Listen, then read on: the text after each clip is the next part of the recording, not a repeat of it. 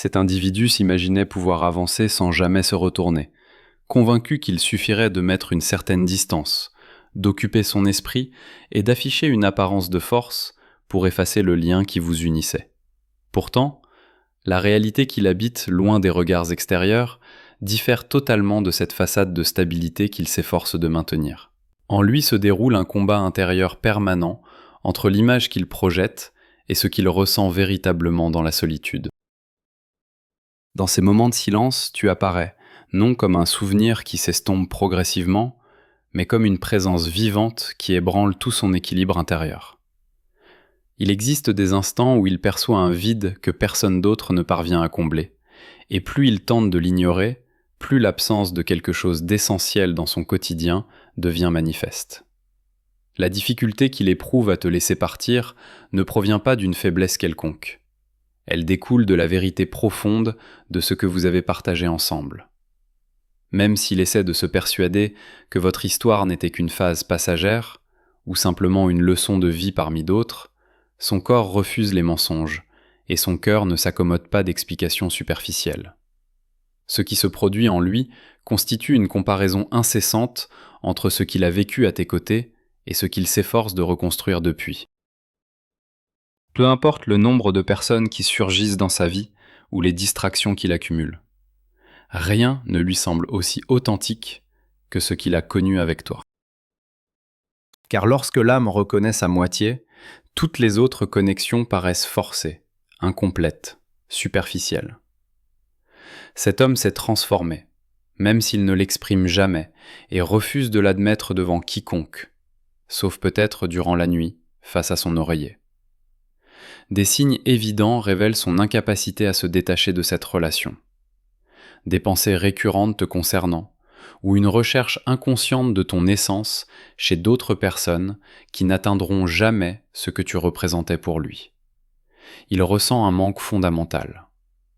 Comme si une partie de son être propre n'occupait plus sa place légitime, parce qu'en s'éloignant de toi, il s'est également éloigné de lui-même. Avec toi, il pouvait être authentique, sans masque, sans ce besoin constant de prouver quoi que ce soit. La conscience qu'à tes côtés il pouvait simplement exister laisse derrière elle un silence difficile à remplir, et ton absence pèse le plus lourdement dans les moments les plus paisibles. Ce n'est pas une douleur intense qui s'exprime en cris, mais plutôt un sentiment profond de carence, une connaissance silencieuse que son cœur n'est pas entier, même si son esprit n'ose pas encore le reconnaître. Cette lutte intérieure se manifeste parfois sous forme d'orgueil, de distance ou de silence prolongé, mais aucune de ces réactions ne doit être confondue avec une véritable indifférence. Au contraire, quelqu'un qui ressent trop intensément et ne sait pas gérer cette intensité recourt souvent au contrôle et au mutisme pour se protéger de ce qui fait encore mal. La vérité paradoxale est que précisément ton absence devient la preuve la plus forte de ton importance à ses yeux. Pour comprendre pourquoi son sourire n'est pas sincère et pourquoi sa construction intérieure s'effondre, il suffit d'observer ce qui se passe dans son esprit juste avant qu'il ne s'endorme. Quand tous les bruits distrayants s'apaisent et que la vérité reprend sa place, lorsque les masques sociaux cessent de fonctionner et que plus rien ne l'empêche de regarder en lui, là, dans la pénombre de sa chambre, la mémoire devient douloureusement précise. Il ne se rappelle pas les conflits, ni les raisons logiques de la distance. Il se souvient du sentiment de foyer qu'il éprouvait près de toi. Il se souvient de la paix que seule ta présence lui apportait. Cette sérénité, autrefois si naturelle, fait maintenant totalement défaut dans sa nouvelle réalité. C'est un combat silencieux. Entre le désir de t'écrire, de briser la glace, et la peur paralysante de faire face à sa propre vulnérabilité. Il a tenté de combler le vide que tu as laissé avec de nouvelles activités, avec un travail jusqu'à l'épuisement ou même avec d'autres personnes, dans l'espoir désespéré de retrouver la flamme qu'il ressentait avec toi. Mais chaque tentative s'achève dans une frustration silencieuse. Il réalise qu'il peut trouver de la compagnie, qu'il peut converser, qu'il peut passer du temps avec quelqu'un, mais il ne trouve pas de résonance. La différence est douloureuse et profonde. Avec toi, tout coulait naturellement. Il existait une compréhension mutuelle, sans beaucoup de mots, un langage commun qui dépassait ce qui était dit. Avec les autres, tout ressemble à un effort, à un rôle permanent dans lequel il doit surveiller chaque parole et chaque geste pour s'intégrer. Le désir de te remplacer constitue peut-être la blessure la plus profonde. Il a pris conscience que les gens ne sont pas des pièces interchangeables d'un puzzle et que l'énergie que tu as apportée dans sa vie était unique. Cette unicité devient un fardeau lorsqu'il tente de la retrouver dans les yeux des autres et n'y découvre que de l'étrangeté. Sa vie actuelle lui semble être une imposture. Il joue un rôle.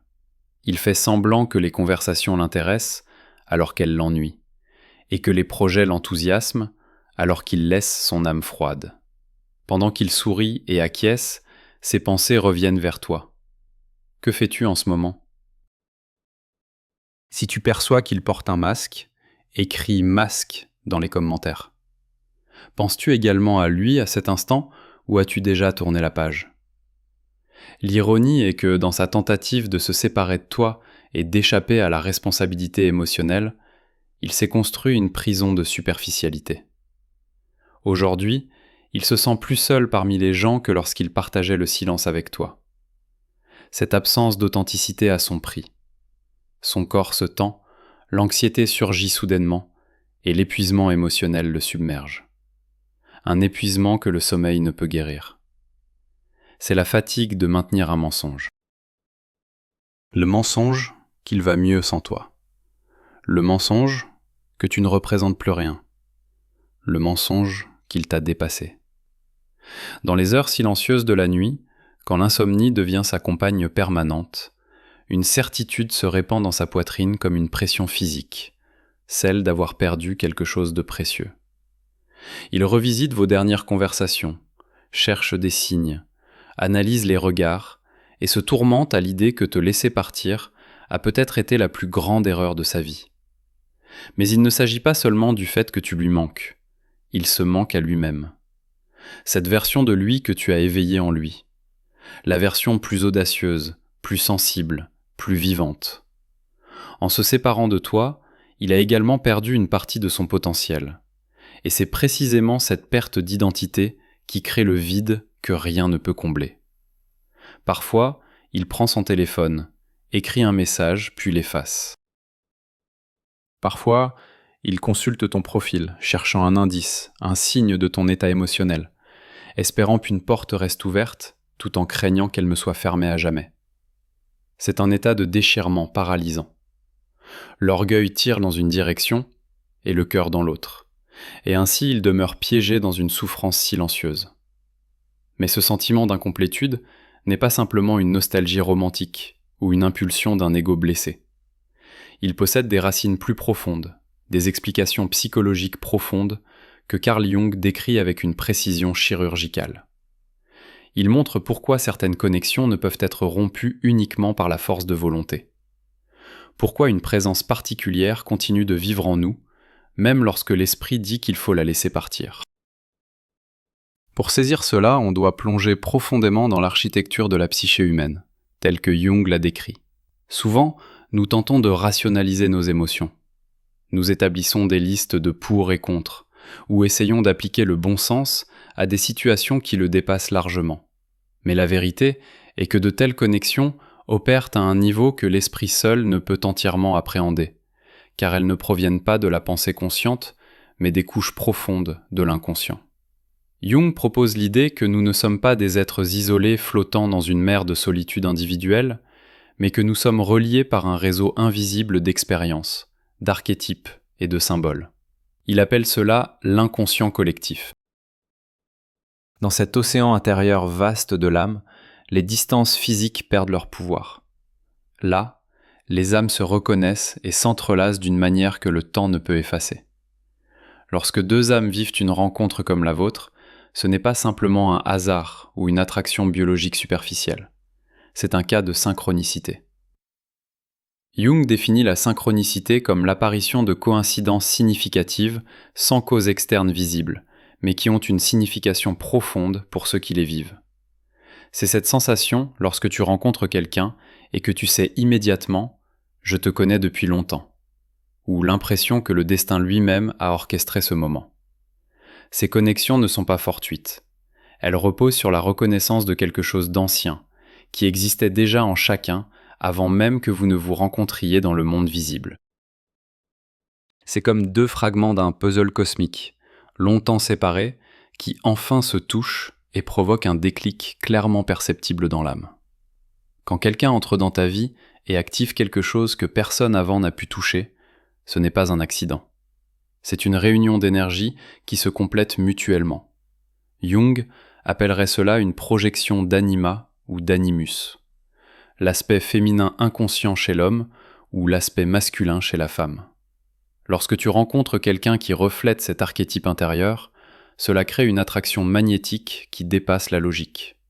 Cette personne devient un miroir de ton âme non réalisée. Elle incarne des qualités que tu portes en toi, mais que tu n'as pas encore pleinement développées. Et cette reconnaissance est si puissante qu'elle génère un sentiment d'appartenance plus profond que toute explication rationnelle. C'est pourquoi, quand vous vous séparez, ce n'est pas seulement l'autre personne qui manque. C'est aussi une partie de toi-même. Cette sensation que quelque chose d'essentiel a été arraché de ton être ne vient pas du fait que tu dépends émotionnellement de cette personne. Elle provient du fait que dans cette union, tu as touché des aspects de toi-même que tu ne connaissais pas avant. Tu as vu des possibilités, ressenti des profondeurs, découvert des forces que tu ne savais pas posséder. Et maintenant que cette personne est partie, ces parties de toi semblent également disparues. Mais elles ne sont pas perdues. Elles sont simplement endormies, attendant le moment où tu pourras les réveiller de nouveau, mais cette fois sans dépendre de la présence de l'autre. Jung parlerait ici du processus d'individuation. Le voyage vers la complétude, où tu intègres tous les aspects de ton être, conscient et inconscient, sans avoir besoin d'un autre pour te compléter. Cependant, ce processus est douloureux, parce qu'il exige que tu renonces à l'illusion que quelqu'un d'autre peut te rendre entier. Il demande que tu regardes en toi et que tu reconnaisses que tout ce que tu as vu en cette personne existe déjà en toi. Elle n'était qu'un catalyseur, un miroir, un guide. Mais le chemin que tu dois parcourir, tu dois le faire seul. C'est pourquoi l'absence de cette personne, aussi douloureuse soit-elle, est également un cadeau. Elle te force à regarder en toi, à chercher ce qui manque non pas dans le monde extérieur, mais dans ton propre être. Elle t'invite à devenir ce que tu as vu en l'autre, à développer ses qualités, ses forces, ses profondeurs que tu admirais tant. Et quand tu commences ce voyage, quelque chose de magique se produit. Tu cesses d'être la version de toi qui avait besoin de cette personne pour se sentir entier. Tu deviens quelqu'un qui est complet en soi, qui peut aimer sans besoin, qui peut se connecter sans perdre son identité. Et c'est à ce moment-là, lorsque tu n'attends plus rien, que l'univers commence à répondre. Parce que l'énergie que tu émets change. Tu ne vibres plus depuis un lieu de manque, mais depuis un lieu de plénitude. Et cette vibration attire vers toi ce qui résonne avec elle. Parfois, c'est la personne qui est partie qui revient, mais transformée, prête pour une relation différente. Parfois, c'est une nouvelle personne qui entre, portant la même qualité d'âme, mais sous une forme différente. Mais quelle que soit la manifestation extérieure, ce qui compte vraiment est la transformation intérieure qui s'est produite. Tu n'es plus la même personne qui est entrée dans cette relation. Tu as grandi, mûri, évolué. Tu as traversé le feu de la séparation et tu en es sorti plus fort, plus conscient, plus entier. Jung disait que les rencontres significatives entre personnes ne sont jamais accidentelles. Elles sont préparées depuis longtemps dans l'inconscient et elles portent toujours en elles une signification qui dépasse la compréhension immédiate. Parfois, nous ne comprenons le sens d'une relation que bien après qu'elle soit terminée. Parfois, il faut des années pour réaliser ce qu'une personne nous a appris ou ce qu'elle a éveillé en nous. Et c'est normal. Parce que les processus de l'âme ne suivent pas le temps linéaire du mental. Ils se déploient selon leur propre rythme, selon leur propre logique. Ce qui semble être une fin peut être un début. Ce qui ressemble à une perte peut être un gain. Tout dépend de la perspective que tu adoptes et de la profondeur avec laquelle tu es prêt à regarder. Alors si tu traverses en ce moment la douleur d'une séparation qui te semble insupportable, sache ceci, ce n'est pas la fin de ton histoire, c'est un chapitre. Un chapitre difficile certes, mais un chapitre nécessaire. Parce que ce que tu vis maintenant te prépare pour quelque chose de plus grand, de plus profond, de plus vrai. La souffrance que tu ressens n'est pas un signe que quelque chose ne va pas. C'est un signe que quelque chose se transforme. Ton cœur s'élargit, ton âme se fortifie, ta conscience s'approfondit.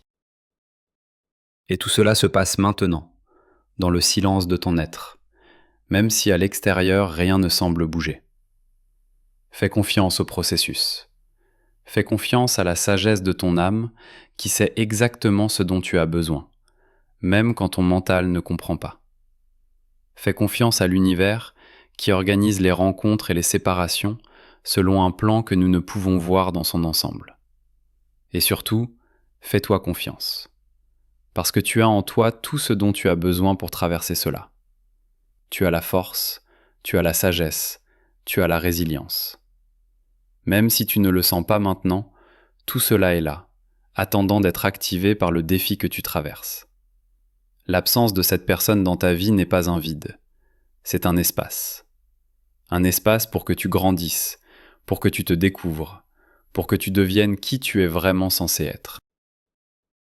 Et quand tu auras rempli cet espace avec ta propre lumière, avec ta propre présence, avec ta propre complétude, alors tu verras que tu n'as jamais vraiment perdu quoi que ce soit. Parce que tout ce que tu as vécu avec cette personne vit maintenant en toi. Les moments de joie, les instants de connexion profonde, les éclairs de compréhension mutuelle, tout cela fait partie de toi maintenant. Ce n'était pas un rêve temporaire. C'était une réalité que tu as créée ensemble et qui continue d'exister dans ton être, nourrissant ta croissance, inspirant ton évolution. Mais l'intensité de ces signes ne peut être créée artificiellement. Tu dois reconnaître ta propre perception. Cette voix intérieure qui te dit que la connexion est réelle, elle a raison. Accepter cette vérité est la première étape pour sortir de la douleur et entrer dans ta propre puissance. Tu n'es pas ici parce que tu cherches des illusions. Tu es ici parce que tu veux la confirmation d'une vérité qui vit dans tes cellules depuis longtemps. Ces mots, cette vidéo, sont la réponse de l'univers à ta demande de clarté. Lorsque tu reconnais que ta perception est authentique, un espace s'ouvre pour l'une des questions les plus douloureuses. Si tout cela est si réel, si la connexion est ressentie si profondément, et si la douleur de la séparation est si grande, alors pourquoi cette distance persiste-t-elle ? Pourquoi semble-t-elle fuir ce qu'elle aime le plus ? La réponse ne réside pas dans un manque d'amour, mais dans une peur profondément enracinée du changement. Carl Jung décrit cette dynamique intérieure comme une rencontre avec sa propre ombre. Ces aspects de nous que nous avons réprimés, cachés ou oubliés. Ce ne sont pas seulement nos peurs et nos blessures, mais aussi nos potentiels non réalisés. Pour éclairer ta propre ombre, écris ombre dans les commentaires. Chaque personne construit tout au long de sa vie une personnalité, un moi, un masque avec lequel survivre dans le monde. La personne dont tu parles s'est créé un monde stable, contrôlé et sûr, loin de tout ce qui pourrait ébranler son univers intérieur. Et puis tu es arrivé. Ta présence fut comme un rayon de lumière qui a illuminé chaque recoin sombre de son être. Sans le vouloir, tu es devenu un miroir non seulement de ses aspirations, mais aussi de ses parties non réalisées, de ses peurs et de son insécurité. Ta profondeur a rendu visible la superficialité de sa vie. Ton authenticité a révélé tout ce qui n'était pas vrai. Et c'est difficile pour l'ego de le supporter.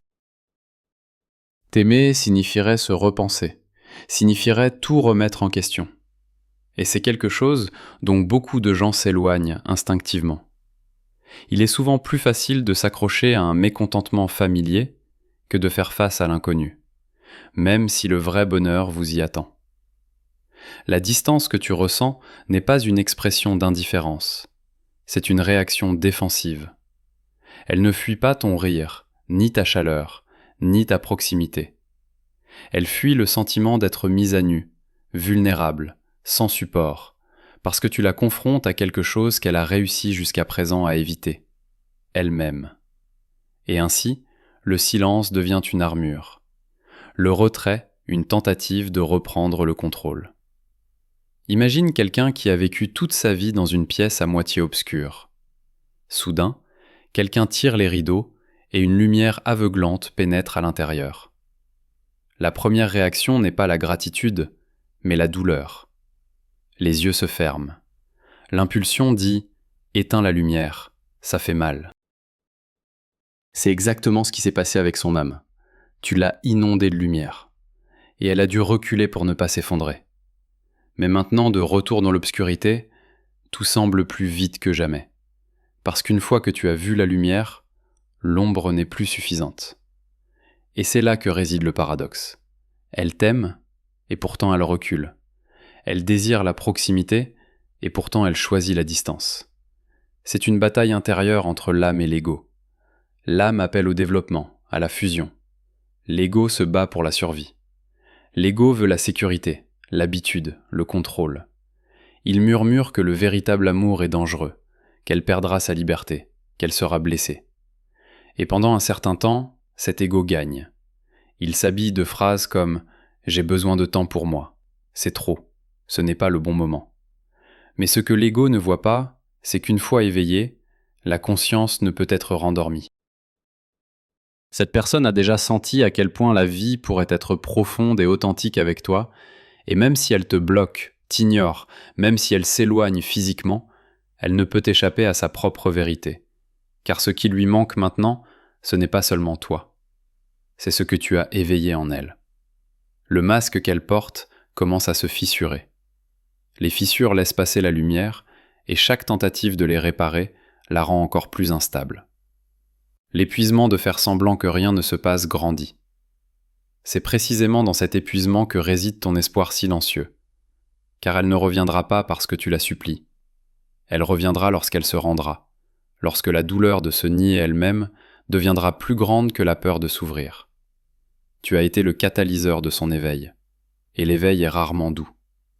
Il commence par le chaos, par la crise, par le retrait. Mais c'est précisément ce chaos qui est nécessaire pour que tout puisse se réorganiser à un niveau supérieur. Tu ne peux pas mener ces batailles intérieures à sa place. Ton absence est ton plus grand cadeau maintenant. Il la force à affronter ce qu'elle a réprimé pendant des années. Car même si l'ego se bat, il existe quelque chose qu'il ne peut jamais vaincre. Le vide que laisse ton absence. Et c'est précisément ce vide qui devient la force la plus puissante de transformation. Ce qui dans ta vie ressemble à une stagnation est en réalité un processus invisible de transformation. Dans le monde de l'âme, le silence n'est pas une fin, mais le moment où tout se recalibre. Le silence extérieur est un espace rempli de mouvements intérieurs. Une phase alchimique dans laquelle vos fréquences s'accordent l'une à l'autre sans mots. La véritable alchimie de l'attente consiste à transformer l'agitation du manque en une force silencieuse. Une attraction magnétique qui agit non par pression, mais par vérité. Dans les connexions profondes existe une dynamique paradoxale. Tant que tu es là, présent et accessible, l'autre personne peut se permettre le luxe de réprimer sa douleur et ses doutes. Ta disponibilité constante sert involontairement de coussin émotionnel. Elle adoucit les véritables conséquences de ses décisions. Tant que tu maintiens le lien avec ton énergie, ta proximité, tes messages et ton espoir silencieux, elle n'a pas besoin de prendre la responsabilité de l'état de votre relation. Lorsque tu recules, lorsque tu cesses de nourrir cette connexion avec ta présence, ton énergie et tes attentes, tout ce qu'elle a balayé sous le tapis pendant des années commence à remonter à la surface. Alors son esprit n'a plus rien à quoi s'accrocher. Il n'y a plus tes messages pour la rassurer, plus de chaleur pour adoucir ses peurs, plus de stabilité pour lui confirmer qu'elle est aimée, même si elle ne le reconnaît pas. Dans ce silence, elle est confrontée aux conséquences de sa propre fuite. Il ne reste personne à blâmer, rien derrière quoi cacher la vérité. Elle reste seule avec elle-même, et avec la douleur dont elle pensait pouvoir s'échapper en s'éloignant de toi. C'est précisément dans ces moments que sa conscience commence à faire ce que ta présence antérieure avait empêché. Reconnaître, s'éveiller, voir. Et c'est précisément pourquoi, parfois, la distance devient le catalyseur le plus profond pour le retour. Non parce que tu l'aurais convaincue avec des mots, mais parce que sa propre âme la ramène vers l'endroit où elle s'est sentie la plus vivante, la plus authentique et la plus complète, qui ne peut plus supporter le poids de son propre masque lorsqu'elle réalise que tout en elle s'est engourdi. Sauf ce qu'elle ressentait pour toi, alors commence à s'effondrer ce qui la maintenait à distance. Non par nostalgie, non par solitude, mais par nécessité intérieure de toucher à nouveau ce que tu as un jour éveillé en elle. Et cela se produit toujours de la même manière. Le silence se brise, le masque tombe, et la vérité, cette même vérité qu'elle fuyait, finit par retrouver son chemin vers toi. Si tu es prête pour le changement, écris prête dans les commentaires.